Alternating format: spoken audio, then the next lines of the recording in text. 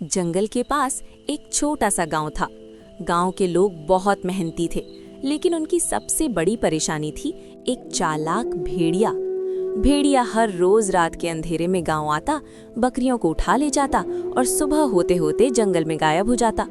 गांव वाले डर गए थे, पर भेड़िया इतना चालाक था कि कोई उसे पकड़ नहीं पाता। एक दिन भेड़िए ने छुपकर सुना कि बकरी अपने बच्चों को समझा रही है, बच्चों, किसी अनजान के लिए दरवाजा मत खोलना। अगर मैं आऊंगी तो गाना गाऊंगी और मेरे पैर सफेद होंगे। भेड़िए को चाल सूझ गई। उसने पहले शहद पिया ताकि उसकी आवाज मीठी हो जाए, फिर चक्की में जाकर अपने काले पैरों को आटे से सफेद कर लिया। रात को वो बकरी के घर पहुंचा और मीठी आवाज में गाने लगा, दरवाजा खोलो बच्चों, मम्मी आ गई है। बच्चे पहले डर गए, लेकिन जब उन्होंने मीठी आवाज और सफेद पैर देखे तो धोखा खा गए। दरवाजा खुलते ही भेड़िया अंदर घुसा और बच्चों को बोरी में भरकर जंगल की ओर चल पड़ा। लेकिन सबसे छोटा बच्चा अलमारी के पीछे छिप गया था। जैसे ही भेड़िया गया, उसने सारी बात बकरी को बता दी। बकरी का गुस्सा आसमान छूने लगा, लेकिन वो समझदार थी। वो चुपचाप जंगल में गई और देखा कि भेड़िया एक पेड़ के नीचे गहरी नींद में सो रहा है।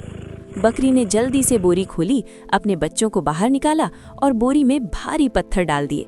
फिर उसने उसमें एक बड़ी सी घंटी भी डाल दी। कुछ देर बाद भेड़िया जागा। उसने बोरी उठाई और हंसते हुए बोला, वाह, आज तो बच्चे बहुत भारी लग रहे हैं, दावत शानदार होगी। जैसे जैसे वो जंगल में आगे बढ़ा, घंटी जोर जोर से बजने लगी, टन टन टन। आवाज सुनकर पास ही छिपा हुआ एक शिकारी सतर्क हो गया। उसने देखा एक भेड़िया भारी बोरी उठाकर भाग रहा है। शिकारी ने तुरंत अपना जाल फैलाया।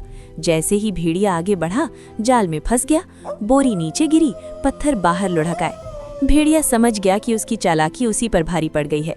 शिकारी ने उसे जंगल से बहुत दूर भगा दिया और चेतावनी दी, अब अगर गांव के पास भी आया तो बच नहीं पाएगा। उस दिन के बाद भेड़िया कभी गांव के पास नहीं लौटा। बकरी और उसके बच्चे सुरक्षित हो गए और गांव फिर से खुशहाल हो गया।